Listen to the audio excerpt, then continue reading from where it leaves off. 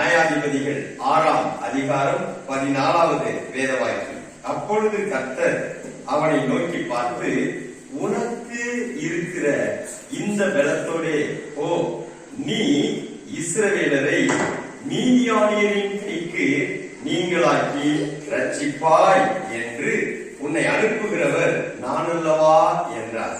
இந்த நாளில் உங்களை பார்த்து ஆண்டவர் சொல்லுகிறார், உனக்கு இருக்கிற இந்த பலத்தோட போ.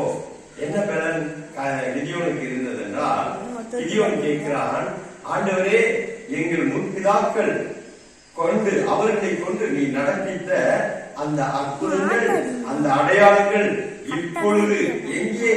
நீ என்னோடு இருந்தால் அற்புதங்கள் நடக்குமே, அதிசயங்கள் நடக்குமே.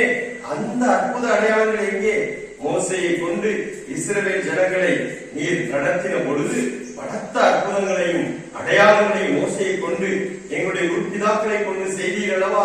செங்கடலை பிளந்தீரே, வானத்திலிருந்து மன்னாவை வர்ஷிக்க பண்ணினீரே, ஒரு கீழ்காற்றை அனுப்பி காடையை கொடுத்தீரே.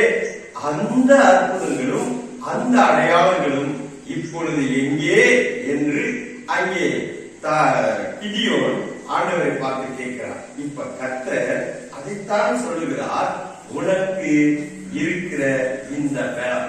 என்னை பார்த்து எங்கே அற்புதம், எங்கே அடையாளம் என்று கேட்கிறாய் அல்லவா? அதுவே உன்னுடைய பலம். இந்த பலத்தோடு நீ புறப்பட்டு போ. உன்னை அனுப்புகிற தேவனாகிய கர்த்தராகிய நான் உன்னோடு கூட இருந்து உன்னை கொண்டு இஸ்ரவேலரை மீதியானியரின் கைக்கு ரட்சிப்பேன் என்றார். அங்கே பவுலை பார்த்து ஆண்டவர் சொல்லுகிறார். பவுல் ஆண்டவரிடத்துல கேட்கிறாரு, ஆண்டவரே, எனக்கு ஒரு முள் கொடுக்கப்பட்டிருக்கிறது, அது என்னை சாத்தானுடைய தூதனை போல குத்திக் கொண்டே இருக்கிறது. நான் செய்ய வேண்டிய காரியங்களை செய்ய முடியாமல் நான் மிகுந்த வேதனையில இருக்கிற ஆண்டவரே அப்படின்னு அவர் கேட்ட பொழுது, ஆண்டவர், என் கிருபை உனக்கு போதும், உன் பலவீனத்திலே என்னுடைய பலம் பூரணமாய் விளங்கும் என்று சொல்லி தேவன் தம்முடைய கிருபையை பவுலுக்கு கொடுத்தார். பிலிப்பியர் 4:13 அதே பவுல் சொல்லுகிறார், என்னை பலப்படுத்துகிற கிறிஸ்துவினாலே எல்லாவற்றையும் செய்ய எனக்கு பலன் உண்டு. அந்த கிருபை அவர் மேல் பிரசன்னமானவுடன் மற்ற எல்லாரை பார்க்கிலும் பிரயாசப்பட்டார். புறஜாதிகளுக்கு சுவிசேஷத்தை கொண்டு செல்லுகிற கருவியாக அப்போஸ்தலனாகிய பவுல் மாறினார். இந்த கிதியோனும் ஆண்டவருடைய வார்த்தையை நம்பி செயல்பட்ட பொழுது இஸ்ரவேல் ஜனங்களை மீதியானியரின் பிடியிலிருந்து ரட்சிக்கிற இரட்சகனாய் அவனை மாற்றினது போல இந்த நாளில் சகரியா 4:6 படி பரிசுத்த ஆவியானவர் உங்கள் மேல் வந்து உங்களுக்குள் இருந்து செயல்படுவார்.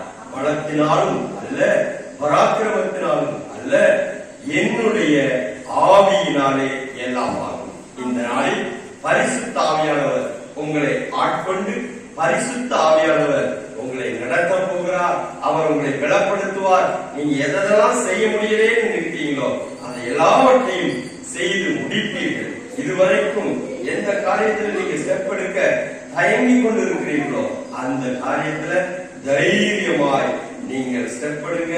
கர்த்தர் அந்த காரியத்தை வாய்க்க செய்வார், உங்களை ஆசீர்வதிப்பார். ஆமென், ஆமென். God bless you.